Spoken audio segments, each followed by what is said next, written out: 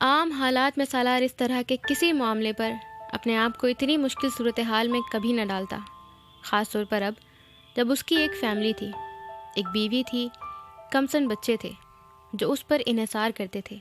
लेकिन ये आम हालात नहीं थे। पीटर सिबाका ने उसे उन सारे मामलात के मामले में बेहिस नहीं रहने दिया था। ये उसकी बदकिस्मती थी। वो अफ्रीका और पिग्मीज़ के बारे में जज्बाती होकर सोचने लगा था और उसकी यही जज्बातियत उस वक्त उसके आड़े आ रही थी। खामोशी से उस मामले पर इस्तीफ़ा देकर उस सारे मामले से अलग हो जाने का मतलब सिर्फ एक था, वो भी उस जुर्म का शरीके-कार होता जो 21वीं सदी की इस दहाई में कांगो में पिग्मीज़ के साथ किया गया होता। वो रोकने वालों और एहतजाज करने वालों में शामिल होकर तारीख का हिस्सा ना बनता, मगर उसका मसला तारीख का हिस्सा बनने की ख्वाहिश नहीं थी, सिर्फ ज़मीर की चुभन से बचने की ख्वाहिश थी जो ज़िंदगी के किसी न किसी स्टेज पर उसे एहसास जुर्म का शिकार करती। दबाव और धमकियाँ जितनी बढ़ती गई थी, सालार सिकंदर की ज़िद भी उतनी ही बढ़ती गई थी। अगर सिकंदर उस्मान उसके बारे में ये कहते थे कि ढिठाई में उसका कोई मुकाबला नहीं, तो वो ठीक ही कहते थे। उसका एक अमली मुजाहिरा उसने वाशिंगटन डीसी में वर्ल्ड बैंक के हेडक्वार्टर्स में 7 लोगों के उस ग्रुप के सामने भी पेश कर दिया था जो सालार सिकंदर जैसे ओहदेदारान को चुटकी बजाते में मोम की नाक की तरह मोड़ लेते थे। तुम क्या चाहते हो? 3 घंटे के बाद बिलाखिर माइकल ने उसकी जिद के सामने हथियार डालते हुए जैसे उससे पूछा था। एक गैर जानिबदाराना इंक्वायरी टीम जो उस प्रोजेक्ट का नए सिरे से जायज़ा ले और उसके बाद पिग्मीज़ और उन बारानी जंगलात के बेहतरीन मफाद में उस प्रोजेक्ट को ख़त्म कर दे, या कोई ऐसा हल निकाला जाए जो उन जंगलात में रहने वाले लोगों के लिए काबिल कबूल हो। और मैं मकामी लोगों की बात कर रहा हूँ, वहाँ की मकामी हुकूमत और उसके ओहदेदारान की बात नहीं कर रहा। सालार सिकंदर ने जवाबन वही मुतालबा दोहराया था जो उसकी प्रेजेंटेशन की बुनियाद थी। तुम्हारी कीमत क्या है? अलेक्जेंडर ने जवाबन जो सवाल उससे किया था, उसने सालार सिकंदर को जैसे बात करने के काबिल ही नहीं छोड़ा था। वो उस हेडक्वार्टर्स में हर नर्म गर्म गुफ्तगू की तवक्को कर सकता था, लेकिन मामलात को निपटाने के लिए इस जुमले की नहीं। कोई तो ऐसी चीज़ होगी जिसके लिए तुम अपने इस मुतालबे से हट जाओ। हमें बताओ, वो कौन सी ऐसी चीज़ है जिस पर तुम हमसे सौदा कर लो? राफेल ने बात जारी रखते हुए कहा। सालार ने टेबल पर रखी अपनी चीज़ें समेटना शुरू कर दी। मेरी कोई कीमत नहीं है और मैंने वर्ल्ड बैंक को इसी गलत फहमी में ज्वाइन किया था कि मैं ऐसे लोगों के साथ काम करूंगा जो दुनिया में अपनी प्रोफेशनल महारत और काबिलियत से जाने जाते हैं। अगर ब्रोकर्स के साथ काम करना होता, बेचने, ख़रीदने और कीमत लगाने वाला, तो स्टॉक एक्सचेंज में करता या किसी बैंक में इन्वेस्टमेंट बैंकिंग। वो नरम लहजे में उनके मुंह पर जूता मार गया था और उस जूते की चोट उन 7 लोगों ने एक ही शिद्दत के साथ महसूस की थी। वो सादा ज़बान में उन्हें दलाल कह रहा था और वो ठीक कह रहा था। सालार सिकंदर के साथ तो मामला तय करने के लिए उन्हें जिन लोगों ने भेजा था, वो सालार सिकंदर के साथ मामला तय होने के बाद उन्हें उनका कमीशन मुख्तलिफ शक्लों में अदा करते। वो वर्ल्ड बैंक के अंदर बनी हुई लॉबीज़ के नुमाइंदे थे जो बज़ाहिर मुख्तलिफ मुल्कों और कौमों की नुमाइंदगी करते थे, लेकिन दर हकीकत वो उन बड़े कॉरपोरेट सेक्टर्स के मफादात का तहफ़्फ़ुज़ करते थे जो अपनी अपनी हुकूमतों की आड़ में काम करते थे। उन 7 लोगों में से किसी ने भी मज़ीद कुछ नहीं कहा था। सुते हुए और तने हुए चेहरों के साथ वो सब भी अपने कागजात और लैपटॉप संभालने लगे थे। मीटिंग किसी नतीजे के बगैर ख़त्म हो गई थी और सालार को अंदाज़ा था कि उस मीटिंग में की जाने वाली बातों के बाद वर्ल्ड बैंक में उसका करियर भी ख़त्म हो गया था। वो मीटिंग हेडक्वार्टर्स में होने वाली हर मीटिंग की तरह रिकॉर्ड हुई होगी। सालार को इसका अंदाज़ा था, लेकिन उसे ये तवक्को नहीं थी कि वो मीटिंग बराह रास्त किसी दूसरी जगह पर पेश भी की जा रही थी। सालार सिकंदर के उस बोर्डरूम से बाहर आने से पहले उससे निपटने के लिए दूसरी हकमत अमली तय हो गई थी। अलेक्जेंडर राफेल बोर्डरूम से सालार के पीछे आया था और उसने चंद मिनटों के लिए उससे अलहदगी में बात करने की ख्वाहिश का इजहार किया था। सालार कुछ उलझा, लेकिन फिर आमादा हो गया था। वो कौन सी बात थी जो बोर्डरूम में नहीं की जा सकती थी और अब उस 1-to-1 मीटिंग में कही जाती? वहाँ वो बातें भी कह दी गई थी, जो वर्ल्ड बैंक जैसी मोतबर ऑर्गेनाइजेशन के किसी फ़र्ज से सालार इनफरादी तौर पर भी सुनने की तवक्को नहीं रखता था। चाहे जाएगा ये कि वो इज्तिमाई तौर पर उससे कही जाए। वो सिर्फ मायूस नहीं हुआ था, उसकी हिम्मत टूट गई थी। उसने वर्ल्ड बैंक को इसलिए और उन मकासद को पूरा करने के लिए ज्वाइन नहीं किया था। अलेक्जेंडर राफेल के ऑफिस में वो इसी बेराय की कोई मज़ीद गुफ्तगू सुनने की तवक्को के साथ गया था, मगर अपने ऑफिस में अलेक्जेंडर राफेल का रवैया उसके साथ हैरान कुन तौर पर मुख्तलिफ था। मुझे ये मानने में कोई शुबा नहीं कि मैं तुम्हारी रिपोर्ट से बहुत मुतासिर हुआ हूँ, और सिर्फ मैं नहीं, प्रेसिडेंट भी। उसके पहले ही जुमले ने उसको हैरान कर दिया था। वो कॉफ़ी का कप उसके सामने रखते हुए अपना कप लिए अपनी सीट की तरफ चला गया था। प्रेसिडेंट से मुराद रॉल्फ एडगर था, जो उस वक्त वर्ल्ड बैंक का प्रेसिडेंट था, और राफेल उसके करीब तरीन मुआवनीन में से था, बल्कि कई एतबार से उसको प्रेसिडेंट का दस्ते राज समझा जाता था। अपनी कुर्सी पर बैठते हुए राफेल का अंदाज बदल चुका था। उसके चेहरे की करख्तगी होठों के उस खम की वजह से कुछ कम हो चुकी थी, जिसे सिर्फ डिक्शनरी में मुस्कुराहट कहा जाता था, लेकिन उसका मकसद वो नहीं था जो मुस्कुराहट का मतलब होता था। प्रेसिडेंट हमेशा से तुमसे बहुत ज़्यादा तवक्कुआत रखते थे। अफ्रीका के लिए जो विजन उनका है, उसे जो अमली जामा पहना सकता है, वो सिर्फ तुम हो। और ये प्रोजेक्ट तो उन सैकड़ों प्रोजेक्ट्स में से सिर्फ एक प्रोजेक्ट है, बहुत छोटा प्रोजेक्ट जो वो तुम्हारे लिए सोचते हैं। वो बहुत बड़ी शय है। तुम्हारे ज़रिए अफ्रीका की तकदीर बदली जा सकती है, और मैं तुम्हें ये यकीन दिलाना चाहता हूँ कि प्रेसिडेंट अफ्रीका के बारे में बहुत संजीदा हैं। वो मुखलिस हैं और वहाँ से भूख, गुर्बत और बीमारी को वाकई मिटाना चाहते हैं। पीटर सिबाका एक बेवकूफ़ आदमी है। वो कुछ ऐसे लोगों के हाथों में खेल रहा है जो अफ्रीका की तरक्की के रास्ते में रुकावट है। सालार को गुफ्तगू में पीटर सिबाका का हवाला सुनकर हैरत नहीं हुई थी। वॉशिंगटन में बैठे लोग मुकम्मल तौर पर उस बात से बाखबर थे कि उसकी माहियत क़ल्ब के पीछे कौन था। तुमने कोई सवाल नहीं किया? राफेल को अचानक उसकी खामोशी चुभी। अगर वो सालार को उसके बारे में प्रेसिडेंट की तारीफ़ी कलमात पहुंचाकर उसे जोश दिलाना चाहता था, तो वो नाकाम हो रहा था।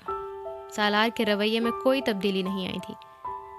मेरे पास जो भी सवाल थे वो मैं अपनी रिपोर्ट में उठा चुका हूँ। मुझे खुशी है कि प्रेसिडेंट अफ्रीका में मेरे काम और उस रिपोर्ट से मुतासिर हैं, लेकिन मैं ज़्यादा खुश तब होऊंगा जब उस रिपोर्ट पर मुझे वर्ल्ड बैंक का कोई पॉजिटिव रिस्पॉन्स आएगा। बैंक तुम्हें वाइस प्रेसिडेंट का ओहदा देना चाहता है, और ये प्रेसिडेंट की ज़ाती दिलचस्पी की वजह से हो रहा है। इस महीने के आखिर तक वो वाइस प्रेसिडेंट अपनी टेन्योर पूरी करके अपने ओहदों से अलग हो रहे हैं, और उनमें से एक सीट पर तुम्हें अपॉइंट करना चाहते हैं वो। और इस सिलसिले में अमेरिकन गवर्नमेंट से भी बात हुई है उनकी। वहाँ से भी रिस्पॉन्स बहुत पॉजिटिव है। तुम यकीनन डिज़र्व करते हो कि तुम्हें तुम्हारी सलाहियत और काबिलियत के हिसाब से ओहदा दिया जाए। राफेल इस तरह बात कर रहा था जैसे बहुत बड़ा राज उस पर अफशा कर रहा हो, ऐसा राज जिसको जानने के बाद सालार सिकंदर की बाँछें खुल जाती। उसकी मायूसी की इंतहा नहीं रही थी जब उसने मेज़ के दूसरी तरफ बैठे अपने से 15 साल छोटे उस 37 साला मर्द के चेहरे को उस खबर पर भी बेतासुर पाया था। और वाइस प्रेसिडेंट के ओहदे के बदले में मुझे क्या करना है? राफेल को अपनी इतनी लंबी तकरीर के जवाब में इतना डायरेक्ट और दो टोक सवाल सुनने की तवक्को नहीं थी। प्रेसिडेंट को उस प्रोजेक्ट पर तुम्हारी सपोर्ट चाहिए, मुताल्लिक और गैर मशरूत सपोर्ट। राफेल ने अब लफाजी और तमहीदों में वक्त ज़ाया नहीं किया था। उसे अंदाज़ा हो गया था सालार सिकंदर के लिए ये दोनों चीज़ें बेकार और बेअसर थीं। मेरा ख़याल है मैं वो नहीं दे सकूँगा। इस प्रोजेक्ट के हवाले से मेरी जो राय और स्टैंड है वो मैं बता चुका हूँ। मुराद और ओहदे मेरे बदल नहीं सकते। मेरी ख्वाहिश है अफ्रीका के लिए प्रेसिडेंट अगर इतनी हमदर्दी और इखलास रखते हैं तो वो इस रिपोर्ट से सिर्फ मुतासिर ना हो, वो फौरी तौर पर उस पर कोई एक्शन लें। क्या कुछ और है जो आपको कहना है? सालार ने कॉफ़ी के उस कप को हाथ भी नहीं लगाया था जो उसके सामने पड़ा था। अलेक्जेंडर राफेल दुनिया की बहुत बड़ी बड़ी ऑर्गेनाइजेशन में हर तरह के लोगों के साथ काम कर चुका था। सालार सिकंदर को वो इस मुलाकात से पहले कुछ भी नहीं समझता था। वो अब उसे बेवकूफ़ समझता था। 37 साल की उम्र में प्लेट में रख कर उसे इतना बड़ा ओहदा पेश किया जा रहा था और वो उसे ठुकरा रहा था। गुरूर था तो बेजा था, बेवकूफ़ी थी तो इंतहा की, और तनक थी तो बेमकसद। उसने अपनी पूरी ज़िंदगी में किसी ज़हीन आदमी को इतना बेवकूफ़ और बेगर्ज नहीं पाया था। वो ये एतराफ़ नहीं करना चाहता था, पर कर रहा था। वो पहली बार जहानत को बेलोस और बेगर्ज देख रहा था, और वो जानता था वो जिस दुनिया में काम कर रहा था वहाँ उस बेगर्ज और बेलोस जहानत को कभी उरूज नहीं हासिल हो सकता। वहाँ बैठे उसने सालार सिकंदर से कहा था, तुम्हें सब कुछ आता है, टैक नहीं आते, इसलिए तुम कामयाबी के सबसे ऊपर वाले जीने पर कभी खड़े नहीं हो सकोगे। वो उससे ऐसी बात नहीं कहना चाहता था, फिर भी कह बैठा था। अगर टैक्टफुल होने का मतलब बेज़मीर और बददियानत होना है तो फिर यह खुसूसियत मैं कभी अपने अंदर पैदा नहीं करना चाहूँगा। मैं अपना इस्तीफ़ा आज ही मेल कर दूँगा। वो उठ खड़ा हुआ था। उसने आखिरी मुसाफे के लिए अलेक्जेंडर राफेल की तरफ टेबल पर कुछ झुक कर हाथ बढ़ाया था। राफेल उठना नहीं चाहता था, लेकिन उसे उठना पड़ा था। वो मुसाफा करके दरवाजे की तरफ बढ़ते हुए सालार सिकंदर की पुश्त को देखता रहा, और क्यों देखता रहा था वो ये नहीं जान पाया था। सालार सिकंदर जब वर्ल्ड बैंक हेडक्वार्टर से निकला उस वक्त बूंदाबांदी हो रही थी। वो कैब में वहाँ पर आया था और वापसी पर भी उसको कैब में ही जाना था। मगर जो कुछ वो पिछले चंद घंटों में अंदर भुगत आया था, उसके बाद वो बेमकसद हेडक्वार्टर से बाहर आकर पैदल फुटपाथ पर चलता रहा। उसका होटल वहाँ से करीब था। वो पैदल चलता रहता तो आध पौन घंटे में वहाँ पहुँच जाता। वहाँ आते हुए उसे जल्दी थी, वापस जाते हुए नहीं। बूंदाबांदी की वजह से सर्दी बढ़ गई थी, मगर वो अपने सूट के ऊपर लॉन्ग कोट पहने हुए था। वो बॉम्बे से चलते हुए वॉशिंगटन की अगले 3 दिन की मौसम की पेशगोई पढ़कर चला था। अपनी ज़िंदगी का एक बड़ा हिस्सा अमेरिका में गुजारने की वजह से वो जैसे आदी हो गया था, एक लगी बंधी और मैकेनिकी अंदाज में ज़िंदगी गुजारने का, जहाँ हर चीज़ पहले से देखकर की जाती है। मौसम का हाल देखकर सफ़र प्लान किया जाता है, बुकिंग करवाकर किसी होटल के लिए रवाना हुआ जाता है। हर चीज़ के बारे में पहले से तय कर लिया जाता है। उसने वर्ल्ड बैंक में उस जॉब का भी इसी मैकेनिकी और प्रोफेशनल अंदाज में इदराक किया था, लेकिन जो कुछ वो अब भुगत रहा था कभी उसके फरिश्तों ने भी नहीं सोचा होगा। डॉक्टरेट की डिग्री के हुसूल के बाद वो उसकी पहली जॉब थी और वो उस जॉब से बहुत खुश था। वो अब ज़िंदगी को 5, 10, 15, 20 सालों के तनाजुर में देखता था, क्योंकि अब उसे अपने साथ साथ कुछ और ज़िंदगियों की जिम्मेदारियों को भी उठाना था। और अब यकदम वो अपनी पेशा वाराना ज़िंदगी के सबसे बड़े बहरान में फंस गया था। उसके साथ बीवी और बच्चों की जिम्मेदारियां ना होती तब वो इस तरह ना परेशान होता, क्योंकि जो भी नताइज होते उसके किसी भी फैसले से वो सिर्फ उसे ही भुगतने पड़ते। कोई और उसके किसी फैसले से पहुंचने वाले नुकसान में शरीक ना होता। लेकिन अब फुटपाथ पर चलते चलते उसने बेख्तियार एक गहरा सांस लिया। वो चंद दिन पहले तक अपने आप को दुनिया का मसरूफ़ तरीन इंसान समझता था, और अब उन चंद घंटों के बाद दुनिया का बेकार तरीन इंसान। कुछ अजीब सी जहनी कैफियत थी उस वक्त उसकी। फ़िलहाल उसके पास करने के लिए कुछ भी नहीं था। कोई मीटिंग, कोई विज़िट, कोई एजेंडा, कोई फ़ोन कॉल, कोई ईमेल, कोई प्रेजेंटेशन भी नहीं, लेकिन सोचने के लिए बहुत कुछ था। एक लम्हे के लिए चलते चलते उसे ख्याल आया, क्या हुआ अगर वो समझौता कर ले, वहीं से वापस हेडक्वार्टर्स चला जाए, वो पेशकश कबूल कर ले जो अभी उसे की गई थी। कोई मुश्किल और नामुमकिन तो नहीं था ये। अभी सब कुछ उसके हाथ में था, सब कुछ ठीक हो सकता था। ज़िंदगी फिर पहले जैसी हो जाती। वर्ल्ड बैंक में पहले से भी ज़्यादा बड़ा ओहदा, तरक्की, मरात, स्टेटस। क्या बुराई थी अगर वो ज़मीर को कुछ देर के लिए सुला देता। कांगू उसका मुल्क नहीं था, ना पिग्मीज उसके लोग। फिर वाकई ठीक कह रहा था राफेल। वो क्यों उनके लिए ये सब कर रहा था, और ये सब करते करते अपने आप को वहाँ ले आया था जहाँ आगे कुआं था, पीछे खाई। लेकिन फिर उसे वो सारी गुर्बत और बदहाली याद आई थी जो उसने उन लोगों से मुलाकातों में देखी थी। वो उम्मीद भरी नज़रें याद आई थी जिनसे वो उसे देखते थे। कागजात का वो पलंदा याद आया था जिसका एक एक लफ्ज़ कहता था कि वहाँ जो भी हो रहा था वो इंसानियत की तस्लील थी। वो ग़ुलामी और ग़ुलामाना इस्तेहसाल था जो उसका मज़हब 1400 साल पहले ख़त्म कर चुका था। और ये सब याद करते करते हुए से इमामा भी याद आई थी। उसने जेब से सेलफ़ोन निकाल कर फुटपाथ पर चलते चलते उसे कॉल की। राब्ता नहीं हुआ। उसे लगा शायद सिग्नल्स का कोई मसला होगा। फ़ोन उसने दोबारा जेब में डाल लिया। एक अजीब सी उदासी और तन्हाई ने उसे घेरा था। हालांकि वहाँ फुटपाथ पर उसके आसपास से दर्जनों लोग गुजर रहे थे और बराबर में सड़क पर कई गाड़ियाँ चल रही थीं। फिर भी उसने अजीब सी तन्हाई महसूस की थी। ये वैसी ही तन्हाई थी जो वो इमामा की अदम मौजूदगी में महसूस करता था। मुझे लगता है मेरी ज़िंदगी में सुकून नहीं है। कुछ देर के लिए सब कुछ ठीक रहता है, फिर कुछ ना कुछ गलत होने लगता है। उसने कई बार इमामा से ये सुना था और वो कभी उससे ये एतराज़ नहीं कर सका था कि ये सिर्फ उसकी नहीं, खुद उसकी अपनी ज़िंदगी का भी यही अंदाज़ था। कहीं ना कहीं कुछ ठीक नहीं रहता था उसकी ज़िंदगी में भी। उस फुटपाथ पर चलते हुए एक लंबे अरसे के बाद सालार सिकंदर ने अपनी 37 साला ज़िंदगी के हासिल महसूल पर नज़र दौड़ाई थी। नेमतें यकीनन बेशुमार थी, इतनी कि वो गिनने बैठता तो गिनती भूल जाता। लेकिन बेसुकूनी थी जो किसी बला की तरह उनकी ज़िंदगियों को अपनी गिरफ्त में लिए हुए थी। वो बेसुकूनी की जड़ तक पहुंचने में नाकाम रहता था। वो हाफिज़ कुरान था, अमली मुसलमान था, इबादात और हुकूकुल इबाद में दोनों में मिसाली, गुनाहों से ताइब, नेमतों से सरफराज, लेकिन सुकून दिल को तरसता हुआ, खालीपन का शिकार। सोचों की रफ्तार यकदम टूटी थी। वो हैरान हुआ था वो किस बहरान में क्या सोचने बैठ गया था।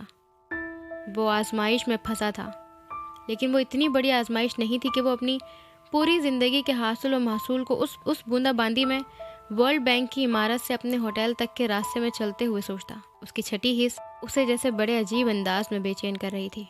उसने अपनी हर मनफी सोच को जहन से झटक दिया था। शायद ये जहनी दबाव की वजह से हो रहा था। उसने चंद लम्हों के लिए सोचा था और फिर खुद पुरसुकून होने की कोशिश की। अपने होटल के कमरे में पहुंचकर अपना लैपटॉप वाला बैग रखते हुए उसने मामूल के अंदाज में टीवी ऑन किया था। एक मकामी चैनल पर वाशिंगटन में सुबह सवेरे होने वाले एक ट्रैफिक हादसे की खबर चल रही थी, जिसमें 2 मुसाफिर मौके पर मर गए थे, जबकि तीसरा मुसाफिर शदीद ज़ख्मी हालत में अस्पताल में था। लोकल चैनल पर तबाहशुदा गाड़ी को जाए वकूफ़ से हटाया जा रहा था। अपना लॉन्ग कोट उतारते हुए सालार ने हाथ में पकड़े रिमोट से चैनल बदलना चाहा, लेकिन फिर स्क्रीन पर चलने वाले एक टक्कर को देखते हुए वो जामिद हो गया था। स्क्रीन पर स्क्रॉल में उस हादसे के मुतालिक मज़ीद तफसीलात दी जा रही थी और उसमें ज़ख्मी होने वाले शख्स का नाम पीटर सिबाका बताया जा रहा था, जो एक एक्टिविस्ट था और CNN के किसी प्रोग्राम में शिरकत के लिए आया था। सालार का दिमाग जैसे भग से उड़ गया था। दुनिया में हज़ारों पीटर सिबाका हो सकते हैं, लेकिन कांगो में पिग्मीज़ के लिए काम करने वाला पीटर सिबाका सिर्फ एक ही था। और सालार ये भी जानता था कि वो पिछले कई दिनों से अमेरिका में था।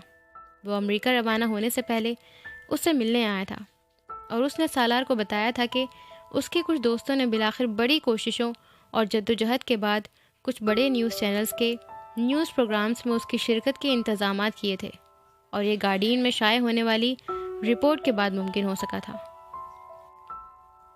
इसका मतलब है कि छुरी मेरी गर्दन पर गिरने वाली है। सालार ने मुस्कुराते हुए उससे कहा, तुम अगर उस प्रोजेक्ट के हवाले से वर्ल्ड बैंक और उसके अहदेदारान पर तनकीद करोगे तो सबसे पहले मैं ही नज़रों में आऊँगा और ये चैनल्स मुझसे रिस्पॉन्स लेने के लिए राब्ता करेंगे। सालार को उस मुश्किल सूरत हाल का अंदाज़ा होने लगा था जिसमें वो पीटर सिबाका के इंटरव्यूज़ के बाद फंसता। वो आतिश फ़िशा जो बहुत अरसे से पक रहा था वो अब फटने वाला था और अब फटने के साथ साथ वो बहुत सौ को भी डुबोने वाला था। मैं तुम्हें बचाने की पूरी कोशिश करूँगा, इबाका ने उसे यकीन दिलाया था। मैं तुम पर कोई तनकीद नहीं करूँगा, बल्कि तुम्हारी सपोर्ट करने के लिए तुम्हारी तारीफ़ करूँगा। तुम तो अब आए हो, ये प्रोजेक्ट तो तुम्हारे आने से पहले जारी है। इबाका बेहद संजीदा था, लेकिन सालार के साथ साथ वो ख़ुद भी जानता था कि उसकी ये यकीन दहानी एक खुशफहमी के अलावा और कुछ नहीं है। सालार सिकंदर उस प्रोजेक्ट की सरबराही कर रहा था और ना उसे जुमा 8 दिन हुए थे वहाँ आए। ना तो वो इतना अहमक हो सकता था कि किसी प्रोजेक्ट की तफसीलात जाने बगैर उसे ज्वाइन कर लेता। अगर वो उसका हिस्सा था तो किसी न किसी हद तक उसे भी मीडिया की शदीद तनकीद का सामना होने वाला था। इबाका की तारीफ वर्ल्ड बैंक की इंतज़ामिया की नज़रों में उसका इमेज ख़राब करती और उसकी खामोशी दुनिया की नज़रों में। तुम जल्द से जल्द वर्ल्ड बैंक छोड़ दो, मैं तुम्हारी रिपोर्ट का हवाला दूंगा। और उस प्रोजेक्ट से नाखुश थे और तुम्हारी इस पोजीशन को छोड़ने की वजह भी यही है। इबाका ने जैसे उसे एक राह दिखाई थी। मैं उससे पहले एक कोशिश ज़रूर करूँगा कि बैंक को मजबूर कर सकूँ कि वो उस प्रोजेक्ट पर नज़रसानी करे। जो रास्ता वो सालार के लिए निकाल रहा था वो सालार को भी पता था। उसके बावजूद वो एक आखिरी कोशिश करना चाहता था बैंक का रद्द अमल जानने के लिए। उसे जैसे ये उम्मीद थी कि बैंक अगर फौरी तौर पर उस प्रोजेक्ट को नहीं रोकता तब भी कोई इंक्वायरी तो ऑर्डर कर ही सकता था। ये कैसे मुमकिन था कि इतने तफसीली सबूतों के बावजूद वो बैंक आंखें बंद करके सुम व बुकुम की तरह बैठा रहता। इबाका ने उसके साथ कोई बहस नहीं की थी। वो उन दोनों का आखिरी राब्ता था। वो वॉशिंगटन आने तक मीडिया पर इबाका और कांगो के बारानी जंगलात के हवाले से कोई नई खबर तलाश करता रहा, लेकिन वो नई खबर उसे आज मिली थी। न्यूज़ चैनल बता रहा था कि बचने वाले मुसाफिर की हालत तशवीशनाक थी। सालार कुछ देर शल होते हुए आसाब के साथ खड़ा रहा।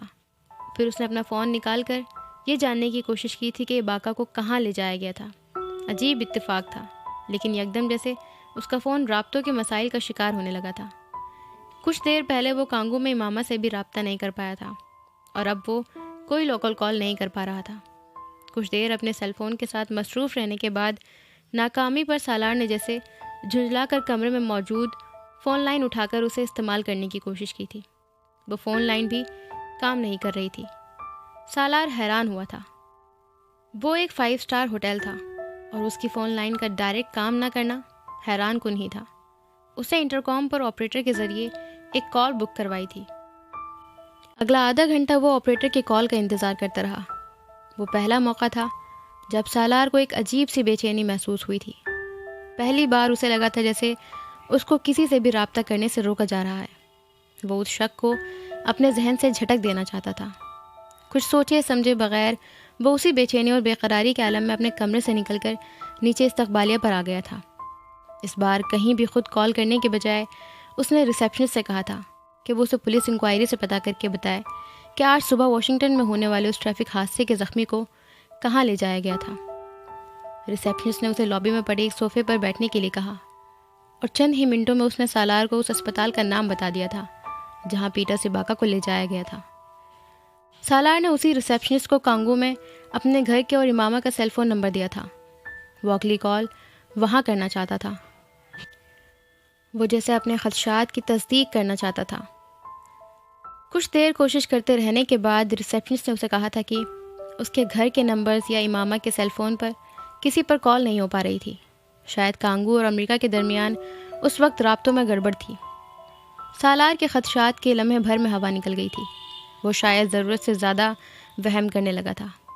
उसने अपना सर झटकते हुए सोचा और रिसेप्शनिस्ट से अपने कमरे की डायरेक्ट फ़ोन लाइन के फंक्शनल ना होने की वजह से शिकायत की और बाद में वहीं से अस्पताल के लिए रवाना हो गया था जहां पीटर्स को दाखिल किया गया था।